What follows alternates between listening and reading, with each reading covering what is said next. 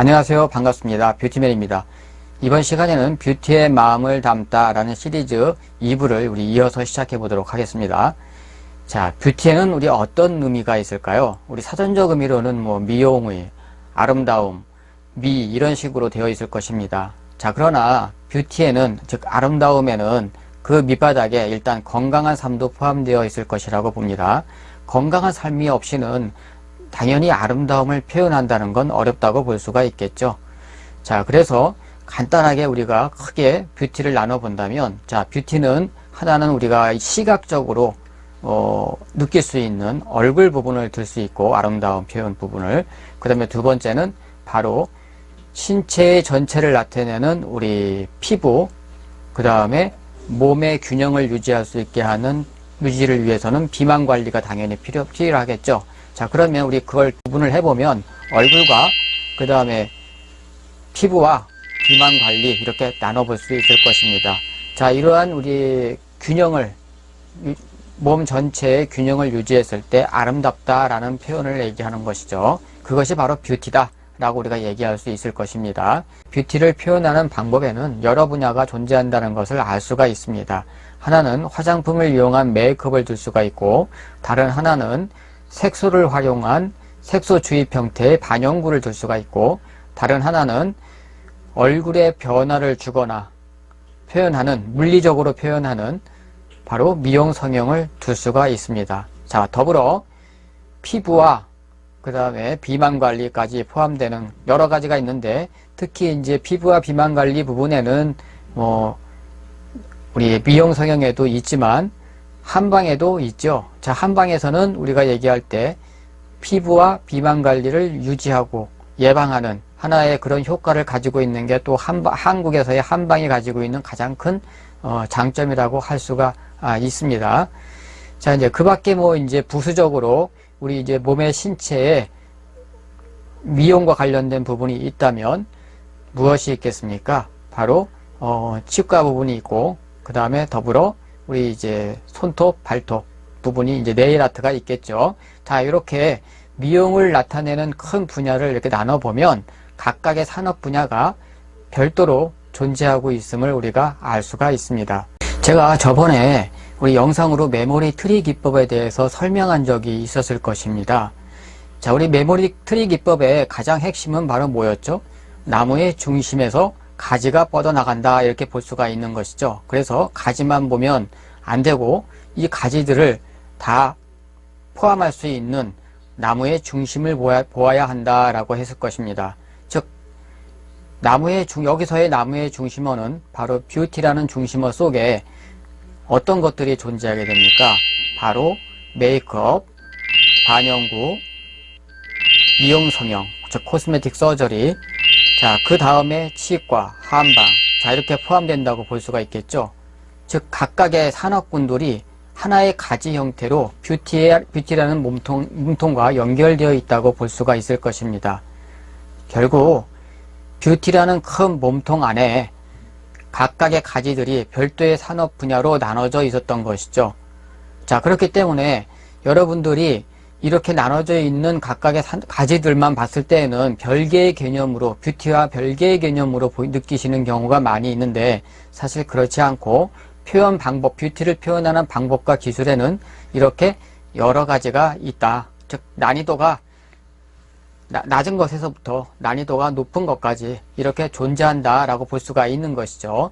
자, 그래서 여러분들이 뷰티에 대한 개념을 제대로 이해하게 된다면 바로 아름다움을 표현하는 방법과 기술에는 여러 가지가 있는데, 이 중에 나는 어떤 것을 선택하는 것이 올바른 것인지를 한번 가늠해 볼 수 있는 척도가 될 수 있지 않을까 하는 생각이 듭니다. 그러면 여러분들이 이것을 가늠할 수 있는 척도, 즉 판단 기준은 어디에 둘 것인지를 한번 간단한 예시를 통해 알아보도록 하겠습니다.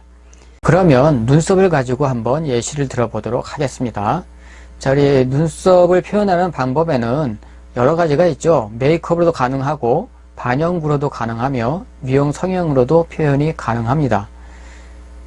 이러한 공통점으로 인해서 우리 눈썹을 갖다가 일단 예시를 들었습니다.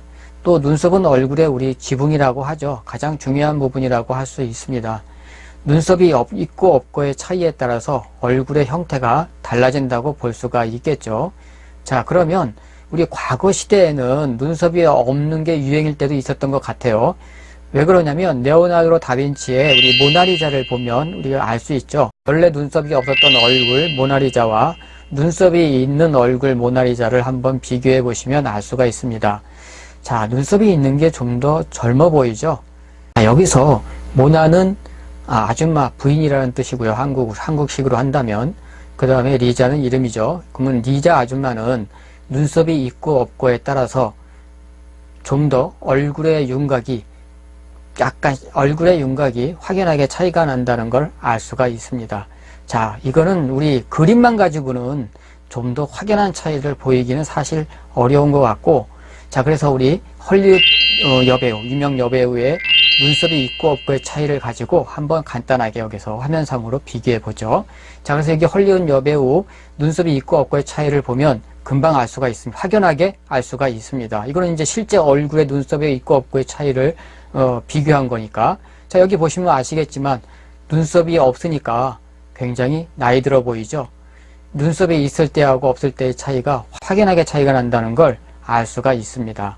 자, 이렇듯 눈썹은 중요한 부분이기도 하죠. 눈썹을 그려넣기 위해서는 메이크업 화장술을 이용할 수도 있는데, 메이크업 화장술 같은 경우는 예를 든다면 화장품을 이용해서 메이크업을 했을 때에는 평상시에는 이렇게 움직일 때 별 무리가 없으나 야외에 나가서 활동하거나 하게 됐을 때 잘못하다가 지워질 수도 있는 경향이 있죠. 자, 그랬을 때 불편함, 그런 것들을 하나 느낄 수 있을 것이고요. 자, 그래서 선택한 것이 우리 이제 조금 기간을 연장할 수 있는 색소 주입 형태의 반영구를 활용하는 경우도 있습니다.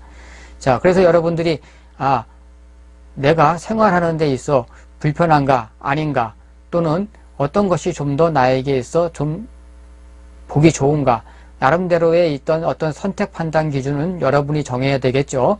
자, 그 다음에 또 반영구의 색소를 주입했다 하더라도 일정 기간 동안만 유지되고 있는 것이기 때문에 말처럼 반영구입니다. 영구가 아니죠. 그래서 영구적인 것이 아니기 때문에 일정 기간 동안만 그 색소가 유지된다고 볼 수 있겠죠. 최소 6개월에서 최대 2년에서 3년까지 간다고 하는데, 사실상 우리가 활동하는 사람에 따라서 또 그 나라의 또 생활 습관, 환경, 이런 거에 따라서 색소가 탈색되는 범위는 달라질 수 있겠죠.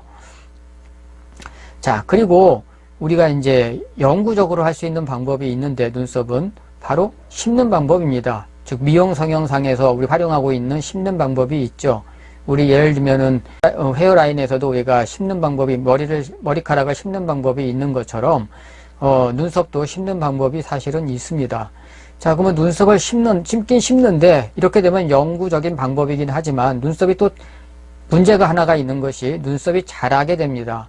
눈썹과 유사한 모발의 모를 채취해서 그걸 가지고 눈썹에다 심긴 심는데, 문제는 뭐냐면 눈썹이 계속 자라기 때문에 자주 다듬어줘야 된다는 것입니다.